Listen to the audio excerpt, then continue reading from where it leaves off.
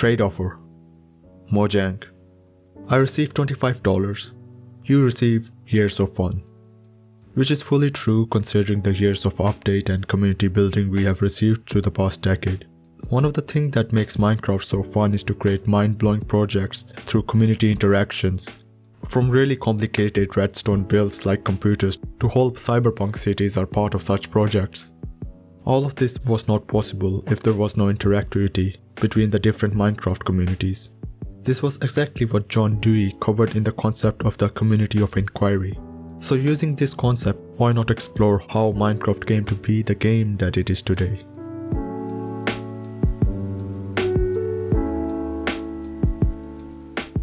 In early 2009, a man named Marcus Persson, more popularly known as Notch, uploaded an early version of Minecraft to an indie game forum called the Independent Game Source. The initial blocky look of the game, which came to be widely recognized as Minecraft, was inspired by the game Infiniminer, which is also part of the Independent Game Source forum. A gaming forum is a place where ideas are shared freely, and these ideas could be taken by other people to develop into projects of their own. These projects and ideas would have not existed if not for the community. Thus the ideas are owned by the community, not just one individual. In May 2009, Notch released another version to the wider audience, charging a reduced fee, along with the promises of free updates. This process, more commonly known as early access, assists in development through crowdfunding and testing for bugs. Notch was willing to listen to what the community wanted, thus he kept a blog where he communicated with players to help make the Minecraft experience better. This was where most of the early content was added to the game through suggestions of the community. Anyone who has played Minecraft knows that it has no tutorial or introductions. In a survival mode game, the player is randomly dropped into the world without any kind of beforehand knowledge. Now my first time playing Minecraft was back in 2013 for a YouTube gaming channel I used to run. To be honest, my gameplay was horrendous, or my channel was in general horrendous. So basically I started by tapping on the tree to get the wood, but wouldn't seem to get it. I finally gave up and began to explore around, until it got dark. Now it wasn't that bad of an experience until this ugly green thing came out of nowhere, and thus my first game of Minecraft ended with an explosion. Now I still uploaded the video onto YouTube, even though no one was going to watch it. But what was surprising that people saw my gameplay. Some of them trolled around while others told me to check YouTube tutorials, which led me to an online community of Minecraft, the community where knowledge thrived to create some of the mind-boggling projects. As we have seen, Minecraft is a great example of what John Dewey called the community of inquiry. This concept in simple words is the formation of knowledge done through groups of individuals involved in an empirical or conceptual inquiry into problematic situations. He says, society not only continues to exist by transmission, by communication, but it may fairly be said to exist in transmission, in communication. Every person has experiences made up of a set of values and beliefs. These experiences are in continual transmission with our surroundings. When two or more people communicate, a community of inquiry is formed. While complex conversations can only be formed when the two individuals share common ground. An example being a Buddhist story of the blind man and an elephant. There are many blind people who are fumbling around the elephant without knowing what it is. Each one touches the different parts of the elephant, thus visualizing the potential object. One man finds a leg and believes it to be a tree. The second touches the trunk and believes it to be a rope, while another person touches the side and concludes that it is a wall. Everyone is trapped within their personal experiences, which ends up restricting the amount of truth they can know. Especially when people disagree blindly with each other, they cannot further their inquiry.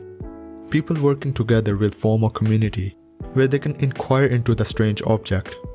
By sharing their experiences democratically, they can overcome the problematic situation, showing why one thinks the projects to be a rope or a wall, thus using inquiry to conclude their conflicting perspectives.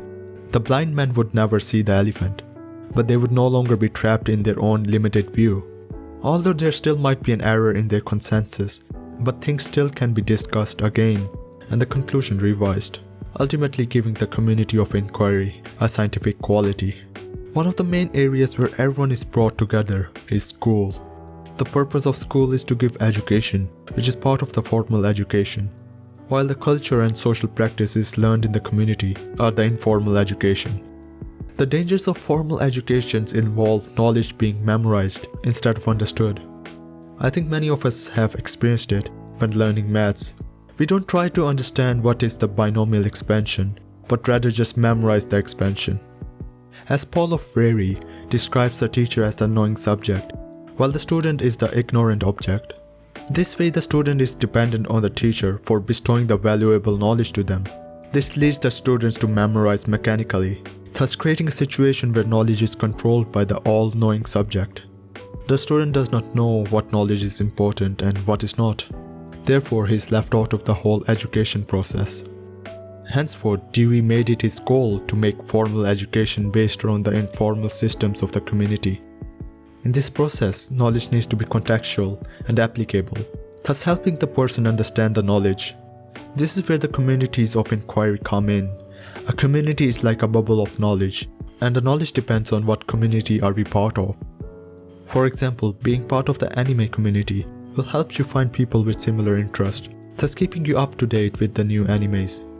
A society is made up of connected communities of inquiry, where a different set of knowledge is used to describe the world. This is no different from the communities of Minecraft, which have helped us create the beautiful world of Minecraft. In 2010, an artist named Halkun posted a link to his Minecraft project of a one-to-one replica of USS Enterprise D from Star Trek. This suddenly gained attention, not just in the Minecraft community, but also in the Star Trek community. This was seen as a lot of work for just one individual, but Halkun used GIMP along with the original blueprints of the Enterprise to complete such a huge project. This became quickly controversial, as several forums argued whether this project was qualified as a legitimate build, as Halkun had not placed the blocks down with his own hands, thus people questioned whether this was cheating or not. Similarly, in a community of inquiry, some practices are labeled as unlawful, as they might go against the beliefs, practices and conventions of the community. For example, if I call School Days as one of the best animes of all time, then I will definitely be kicked out of the anime community. So back to what happened to the controversial build. People accepted Halkun's project as an innovation, as this project provided something of value to the community. Many people accepted the project and adopted the new ways of building massive projects efficiently. The interesting part of the story is that how Halkun used his membership of two communities to create such a magnificent project. He took the blueprints from the Star Trek forums and used Minecraft as a platform to complete the project.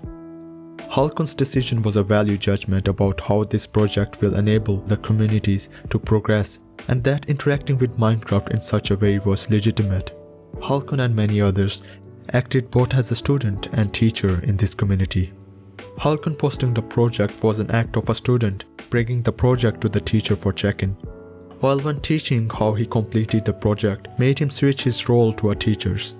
This fluidity of the roles is one major part of Dewey's informal education. A student can always add to the discourse, making them the teacher, while teachers can always learn something new, making them the students. Halkun was a great example for representing how members of the community of inquiry share ideas and intellectual property, how to legitimately engage with the world, and how to make a valuable contribution to the community. One of the most powerful tools of Minecraft is redstone. It does not look like much, but you would be surprised about what you could do with the redstone, along with some Boolean algebra and computer programming. People not only made switches and logic gates out of redstone, but made a whole freaking computer out of it in Minecraft. One of the Minecraft YouTubers called Lego Master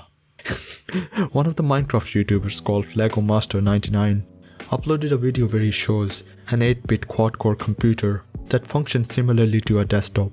These videos have started many discussions about programming, processing power, and efficiency.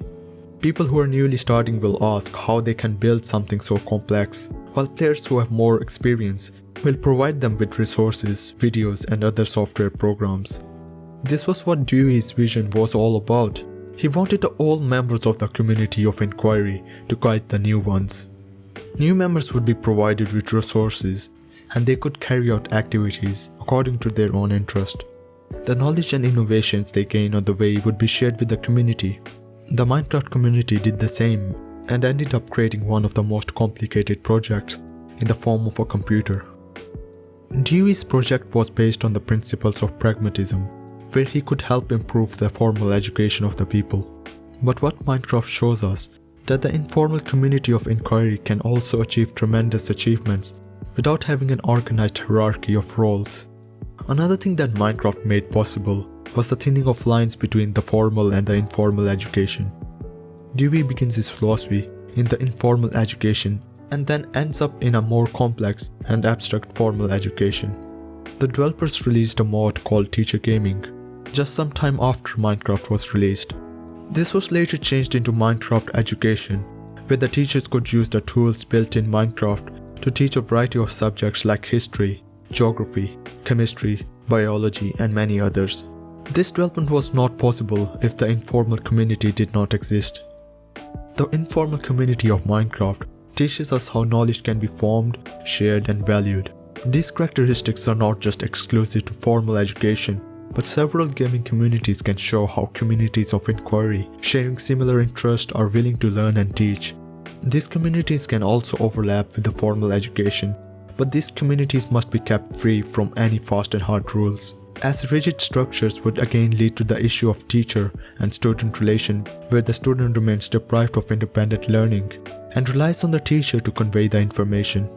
In this manner, the student becomes a container to be filled by the teacher. Ultimately, to avoid such a tool of oppression, we need the informal education for the community of inquiry to develop further. And this is exactly what Minecraft has taught us. So gamers, rise up.